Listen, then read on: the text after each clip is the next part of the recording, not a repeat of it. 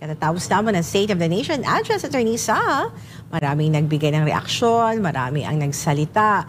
Pero bago natin pag-usapan yung highlights, Attorney Sal, ikaw muna ang tatanungin ko. How would you like to assess itong ikaapat na State of the Nation Address si Pangulong Bongbong Marcos? Ikaw ba ay satisfied? Ikaw ba ay nakulangan? Unang-una, ano ba ang headline ngayon? Ipapakita ko sa yung headline. Mahiya naman kayo.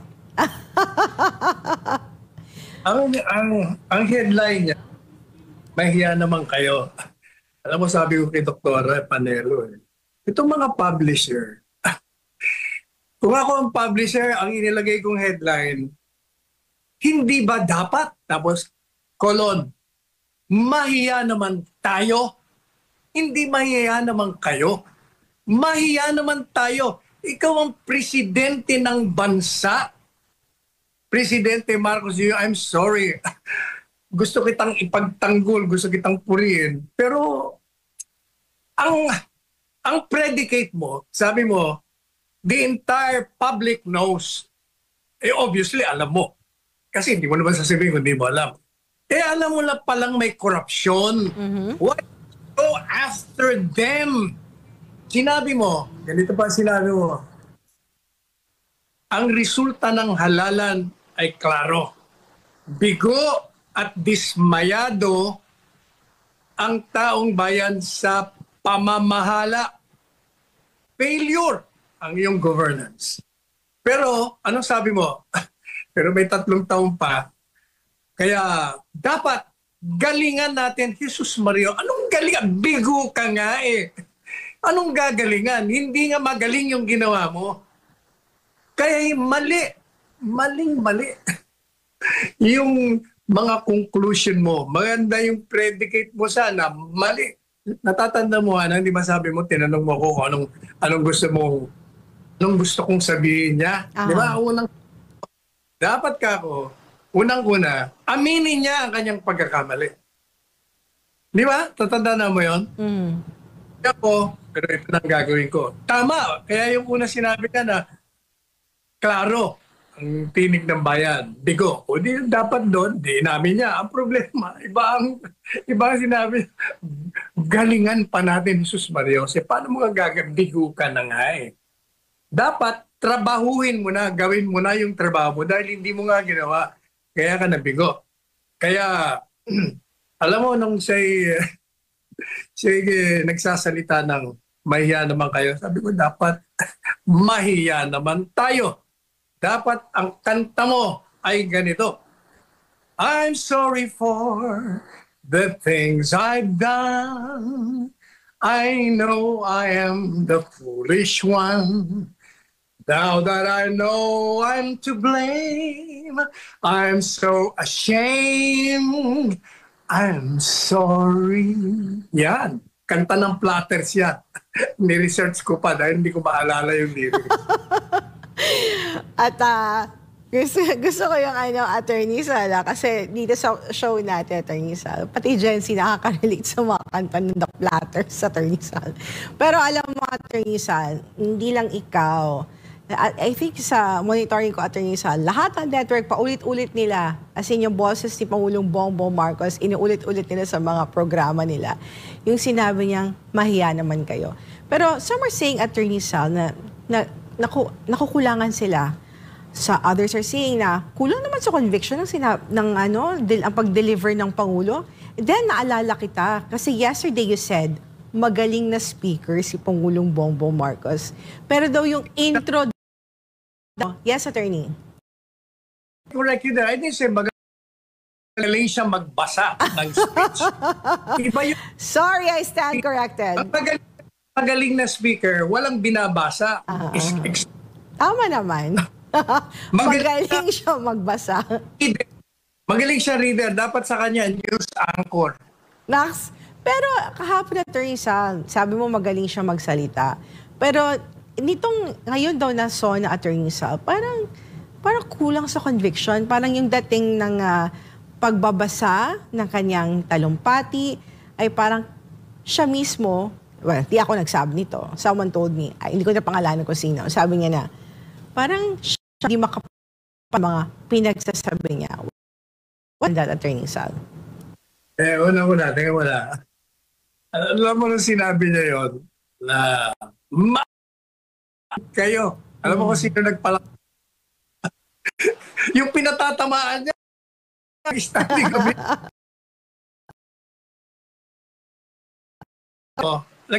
Nagtayuan pa sila samantalang sinasabi niya, may kickback, may SOP, sino pa ba yun? Di ba yung mga kongresista nga, kalatimanda, mga senador, mga kongresista.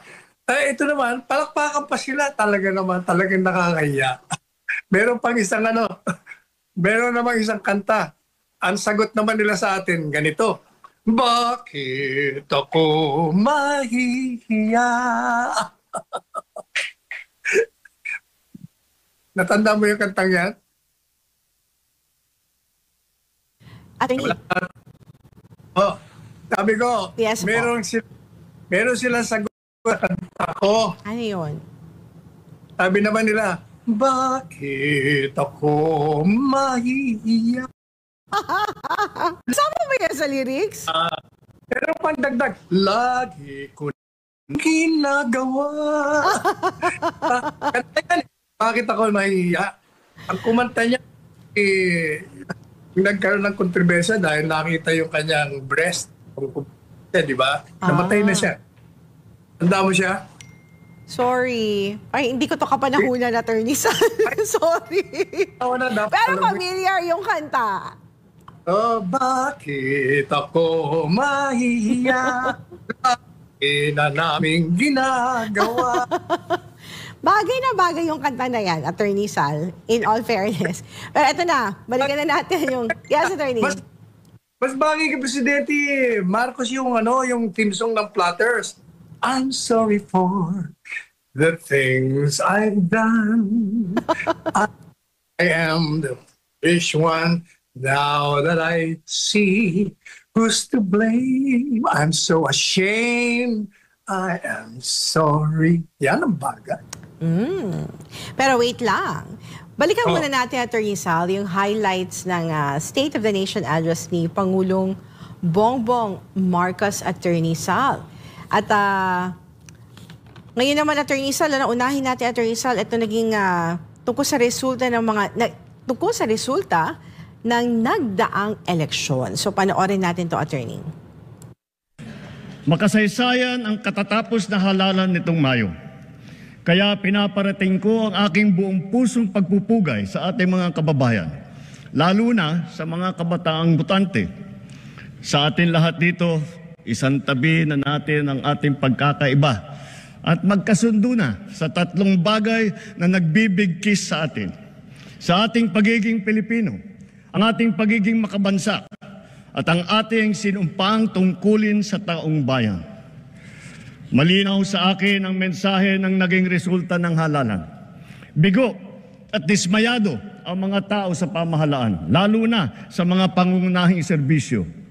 Ang leksyon sa atin ay simple lamang.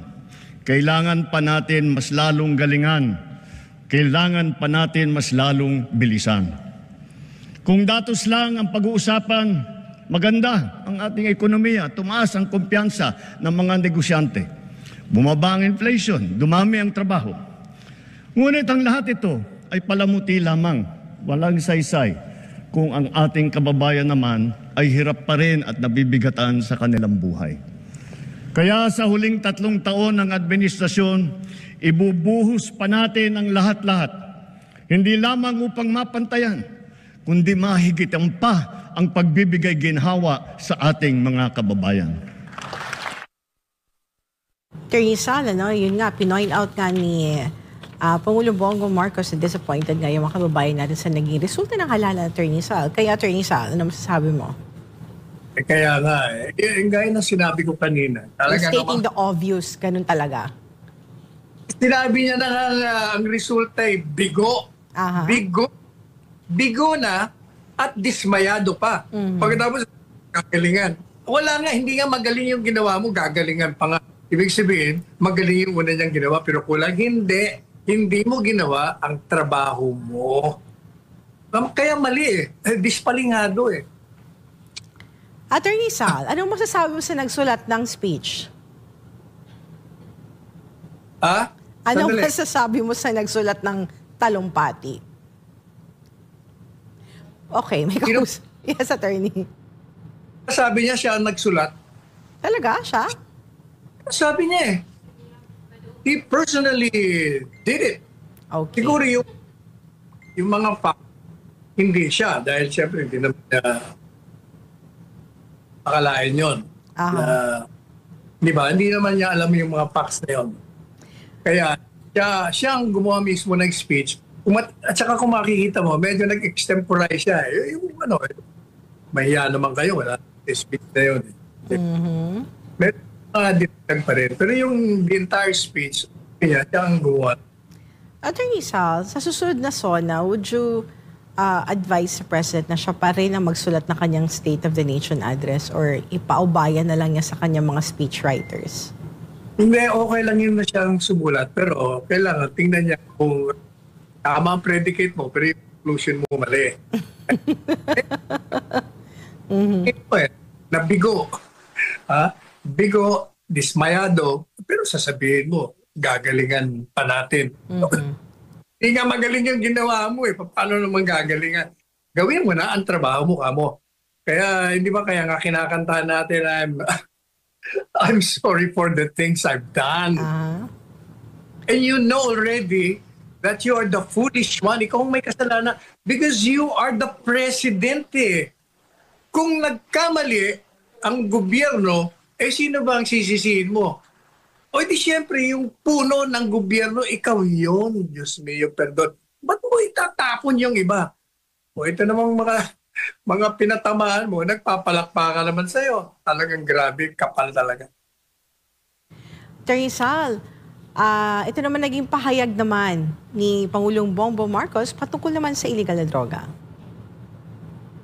Sambuan, personal kong sinaksihan ang pagsira ng halos 1.5 tonelada ng shabu at iba't ibang klase pa ng illegal na droga. Sa lahat ng mga operasyon na ito, mahigit 153,000 ang naaresto.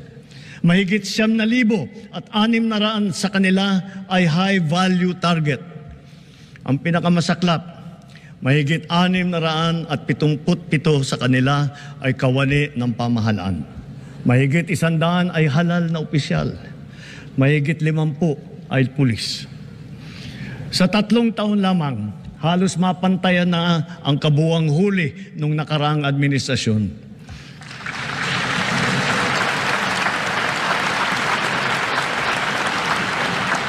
Sa kabila ng mga ito, tila nagbabalikan daw ang mga pusher.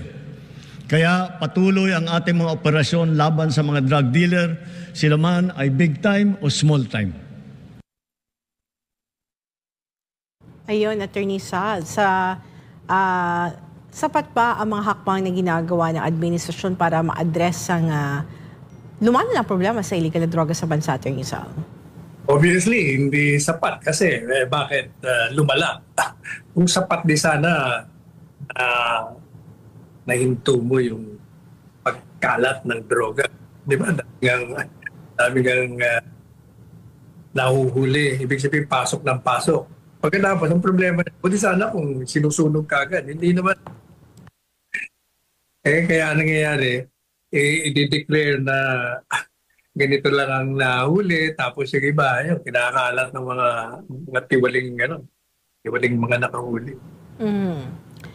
At sa bandang huli naman ng kanyang SONA, tinalakay naman ng Pangulo ang issue ng korupsyon na may kinalaman sa flood control. Panoorin natin to. Kamakailan lamang, nag-inspeksyon ako sa naging epekto ng habagat ng bagyong Krising, Dante at Emong. Kitang-kita ko na maraming proyekto para sa flood control ay palpak at gumuho. At yung iba, guni-guni lang. Huwag na po tayong magkunwari. Alam naman ng buong madla na nagkakarakit sa mga proyekto.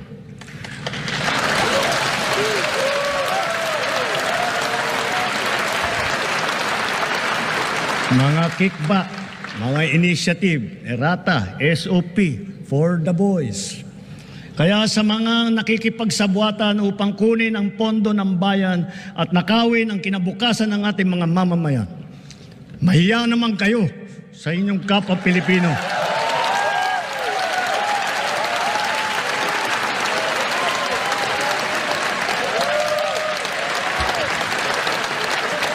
Mahiya naman kayo sa mga kabahayan nating naanod o nalubog sa mga pagbaha. Mahiya naman kayo, lalo sa mga anak natin na magmamana sa mga utang na ginawa ninyo nang binulsan nyo lang ang pera.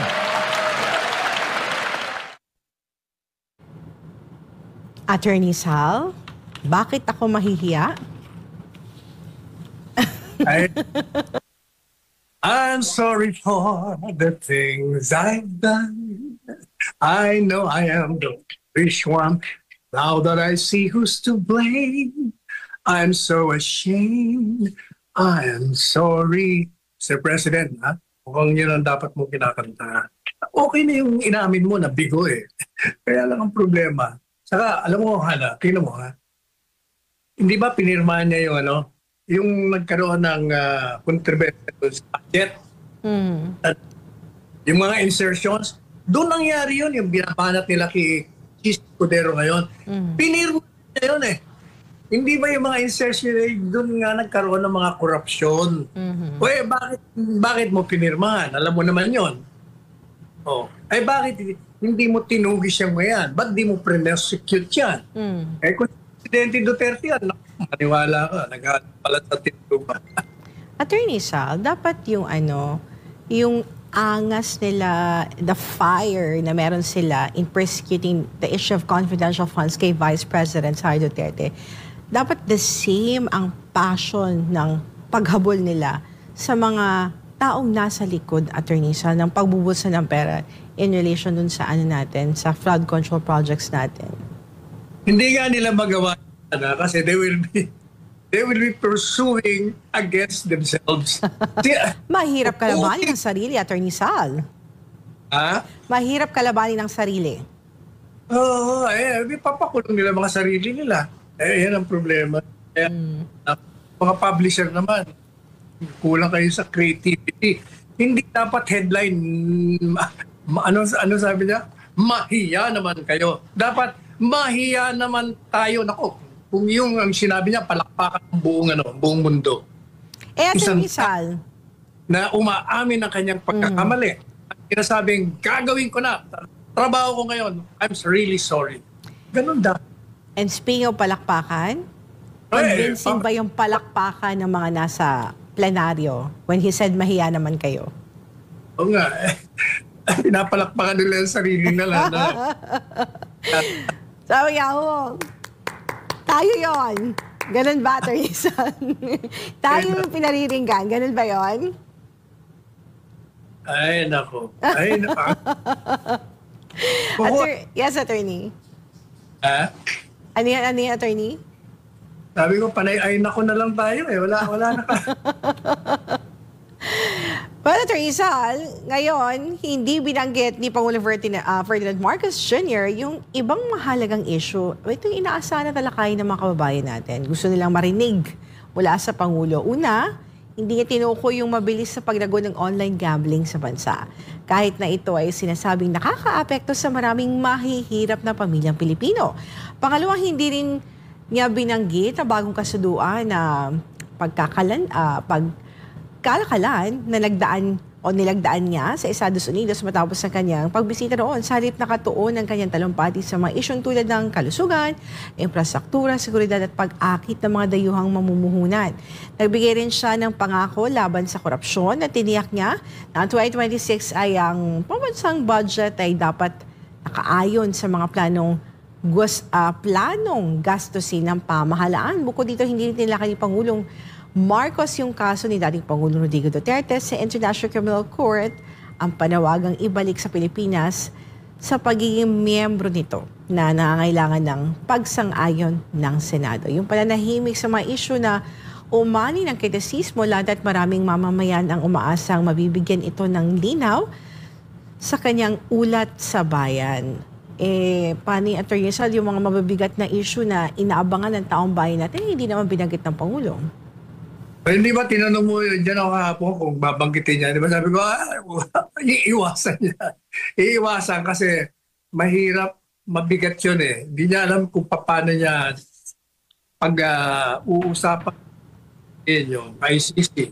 Paano mo ipapaliwanag yun? Obvious naman yung ginawa mo doon. Contradiction. Jurisdiction, pero ikaw mismo ay pumayag.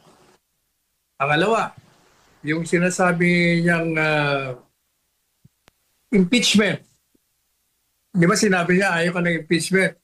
Dapat, ang sasabihin niya doon, ako kontra ako sa impeachment, kaya tama ang Korte Suprema. Kaya galang natin yan, hindi niya ginawa.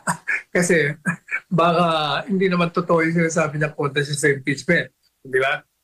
Yung sa online gambling naman, mahirap din yun kasi di ba siya nagpahinto ng Pogo? Sabi niya, wala ng Pogo-Pogo. Yung online gambling, kung kaya niyang pahinto niya, dapat pinahinto niya na lahat. Hindi niya rin pinahinto eh. Yan ang problema nga eh. Merong nagbabanggaan sa salita at sa kilos. Kaya talagang dapat nakakahiya. Pero alam mo, Attorney Sal, if ever na-mention niya yung regarding dun sa issue nung pagpapadakip kay dating Pangulong Rodrigo Duterte at i-turn over siya sa ICC. Tapos sakaling binanggit niya yun, sasabihin niya, dito bas bagay yung mahiya naman tayo. Paano? Pag binanggit niya yung issue regarding kay PRRD at ikakabit yung sasabihin na mahiya naman tayo sa ginawa natin sa dating Pangulo. Dapat yun. Dapat nga yun, hindi mahihiya naman kayo. Mahiya naman tayo sa ginawa natin. Pero maganda na yung aaminin mo. Pero dapat yung sumunod mong conclusion doon, dahil mali po ginawa natin, eto na ang gagawin natin. Diba? Si Duterte, tama yung impeachment. Galangin na natin ng Korte Suprema. Yung online gambling, tigilan na natin yan. Yung mga I'm sorry na hindi ko na-prosecute, pero alam ko naman kung sino yan. I-prosecute ko na yan ngayon. May pagkakataon pa siya eh. Kasi, lumalabas kasi, dahil ikaw ang presidente nga eh. Ikaw na mismo nagsabi na alam mo yan, alam mong may SOP, alam mo ang bribery dyan, alam mo lahat pala eh. Ba't di wala kang ginawa? Yan ang punto de vista. Paano mo masasagutin yan?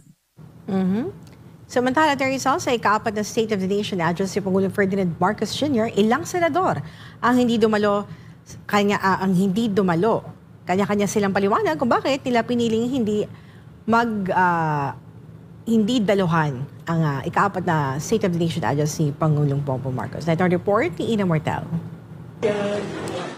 Hindi dumalo sina Senator Amy Marcos, Senator Robin Hood Padilla, Senator Ronald Bato de la Rosa at Senator Christopher Bongo sa SONA ni Pangulong Bongbong Marcos Jr. ngayong taon. Sa kabila ng kanilang hindi pagharap sa taunang ulat sa bayan, idiniin ng mga senador ang kani-kanilang paninindigan at mas agarang tungkulin para sa bayan. Sa isang press conference matapos ang pagbubukas ng unang regular session ng 20th Congress, ipinaliwanag ni Senator Amy Marcos na mas pinili niyang tumutok sa relief operations para sa mga nasalanta ng mga nagdaang bagyo. Sa akin, ako personally, talagang ayoko pumunta kasi may napakaraming dapat gawin na para sa akin urgent and important.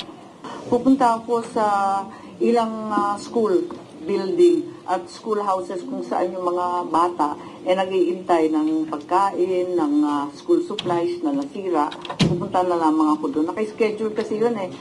Ayon sa senadora, bahagi rin ng kanyang desisyon ang pakikiisa sa Duterte Bloc, isang grupo ng mga kaalyadong senador ni na dating Pangulong Rodrigo Duterte na una nang nagpahayag ng hindi pagdalo sa SONA. Sa panig naman ni Senator Ronald Bato de la Rosa, tahasang sinabi nitong mas piniling huwag dumalo upang maiwasan ang aning pagpaplastikan. Samantala, naglabas din ng pahayag si Senator Robin Hood Padilla.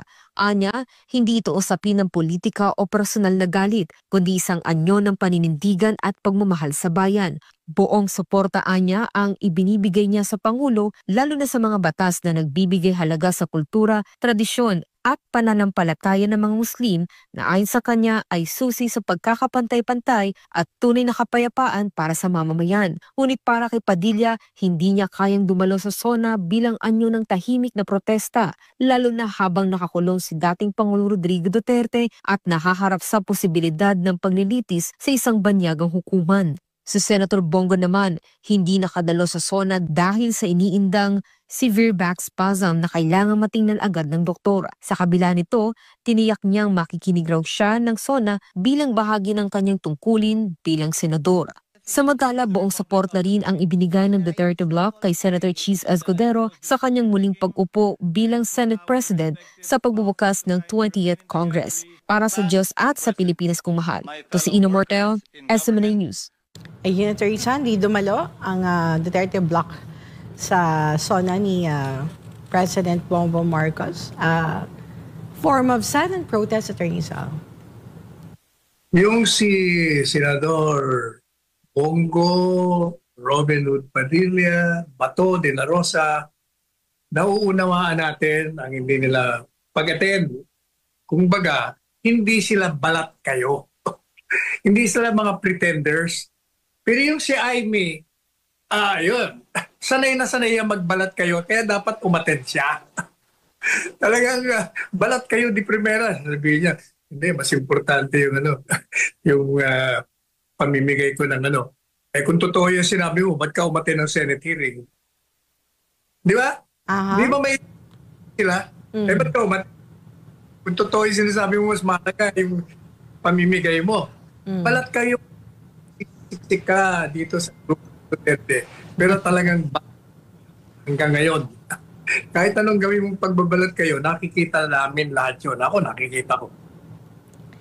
Samantala, Attorney Sal, si Senator Cheese Escudero nanatiling bilang Senate President sa ika-20 Kongreso matapos makuha ang suporta ng 18 na senador. Si Tito Soto, isang veteranong senador, ay hiniran din para sa posisyon, ngunit nakakuha lamang siya ng 5 votes, Attorney Sal. Sa ating tuntunin ng Senado, ang sino mang senador na hindi bumoto sa nanalong Senate President ay otomatikong mapupunta sa minority block. Ang mga miyembro ng majority block ay sina Senator Bam Aquino, Bato de la Rosa, Bongo, Alan Peter Cayetano, Pia Cayetano, J.V. Ejercito, Jinggoy Estrada, Sherwin Gatchaliano, Dante Marcoleta, Amy Marcos, Lito Lapid, Robin Padilla, Kiko Pangilinan, Erwin Tulfo, Rafi Tulfo, Camille Villar, Mark Villar, and Joel Villanueva. Ang mga miyembro naman ng minority block ay sina Tito Soto, Riza Ontiveros, Miguel Zubiri, Lauren Legarda, and Ping Lacson. Samantala, suportado naman ng Liberal Party ang pagpasok ni Senator Kiko Pangilinan sa Senate Majority. Ayon kay LP President Erin Tanyada, ito ay isang matapang na strategy o hakbang para umano'y makamit ang mga layunin tulad ng pagpapababa ng presyo ng pagkain at paglaban sa gutom. Nanindigan naman ng partido na hindi nagbabago ang prinsipyo ni Pangilinan at ang kanyang layunin na makipaglaban mula sa loob ng sistema. Kasama rin niyang sumali sa majority si Senator Bam Aquino. Itong majority block, Attorney Sal, mga miyembro ng LP, nandiyan din yung Duterte block and other members. Ano ang maging dynamics ng 20th Congress dyan sa Senado? Ganito yung mga kasama sa majority block, Attorney. Unang-una, let me correct you. Hindi 18.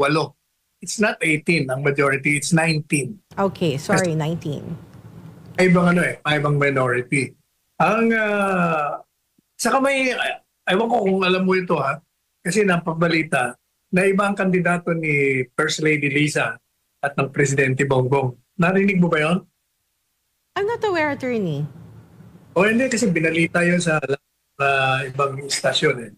Pero, Kaya lang nanalo daw si Cheese kasi hindi pumayag itong si BBM, hindi nakialam. Pero iba ang kandidato niya, iba rin ang kandidato ni Lisa. Ako naman, mulat sa poll, sinasabi ko na, itong Duterte, since you have the number, bakit naman ang ginawa niyong yung kumampi sa administrasyon na mali at kasama siya, lalong-lalo pa doon sa insertion. Number 1 siya doon. Hanggang ngayon nga, hindi siya makasagot. Umiilag siya sa mga ambush interview, kinukuha ang kanyang panig. Ayaw niya kasi talagang guilty eh. Biro mo 142.7 billion insertions nung nakaraang budget ang ipinasok. Yung pala, sa kanyang lugar, ilang billion ba yun para doon sa infrastructure ng kanyang sursugon? Ang laki. Pati sa Bulacan, dalawa silang nagtulong dyan sa insertion na yan. Ang nakinabang. Yung isa, si Senador Villanueva. Yung isa naman, siya. Pero sa akin, alam mo, okay lang sana sa akin yan. Kung totoo lahat yan, na yung mga budget para dyan, ay igugugol mo talaga sa infrastructure. Ang problema nga, gaya nga sinabi ng Presidente, merong mga kalokohan, may anomalya dyan, ginamit nyo yan. Yan ang problema nga eh. Hindi totoo eh.